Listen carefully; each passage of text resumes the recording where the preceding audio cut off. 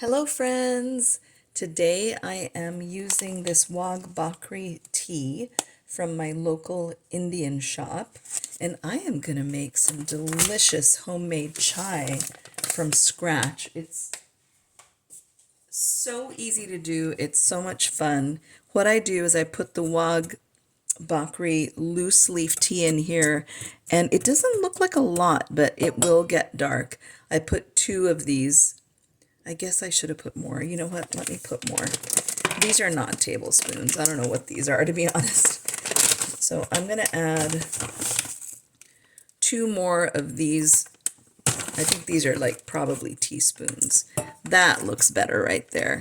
And what I'm going to do is I actually like to heat up my spices at a very low temperature. So I will turn the oven on.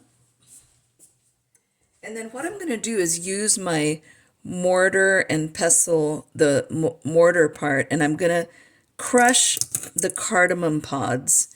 And you can see these right here, these beautiful little green pods. And I'm going to crush those. You just want to crush them so that you open them up a little bit. That's all. And then for the cloves, which you see here, I put in about 10 cloves. And what I like to do is give them a little crunch, and what that does is release some flavors.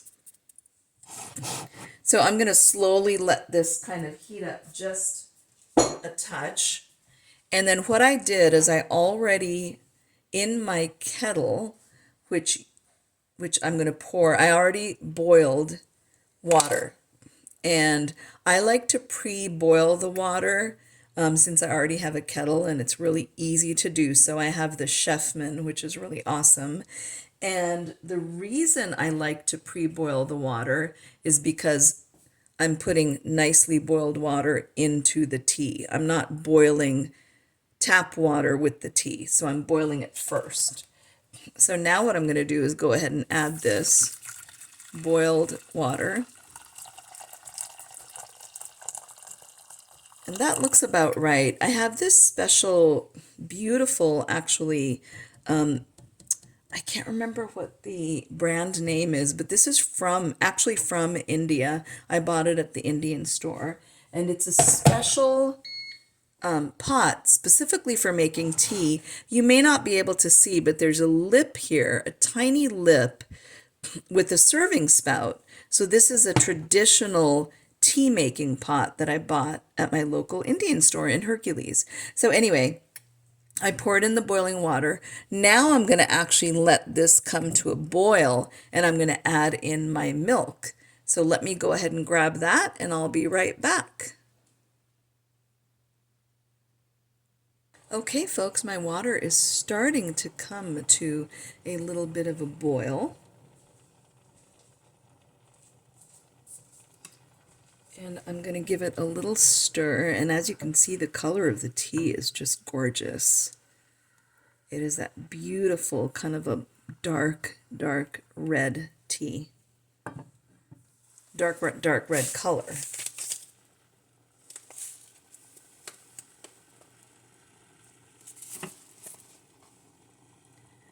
Once this comes to a more of a rolling boil here, I will go ahead and add the milk. You can add any kind of milk that you like. I love soy milk. I absolutely love soy milk.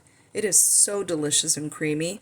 But you can add almond milk, coconut milk, soy milk. Coconut milk would make it delicious.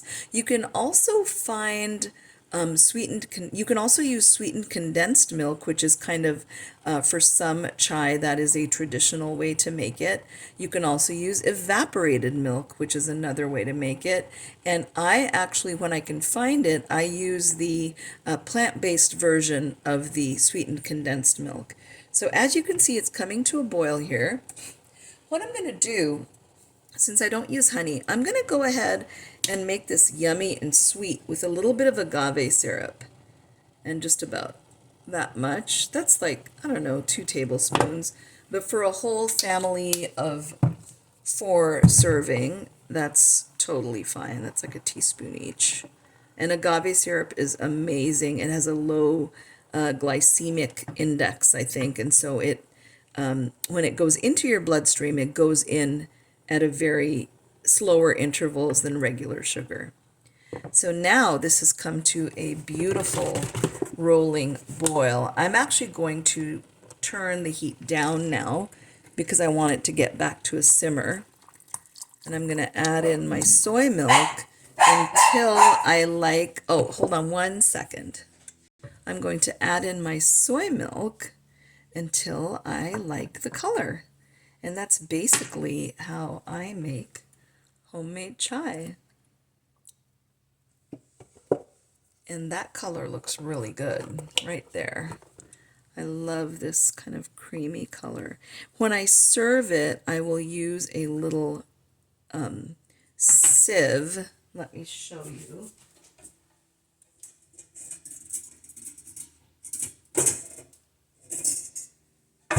I will use this in the mug. It's just a small version. And I will put that in the mug and I will pour this out and that'll be it. It'll be absolutely delicious. I actually forgot. I like to add cinnamon to this as well. Cinnamon just makes it taste yummy. The other thing I forgot, very important, is the Garam Masala spice, which I have in my beautiful little spice bottles here.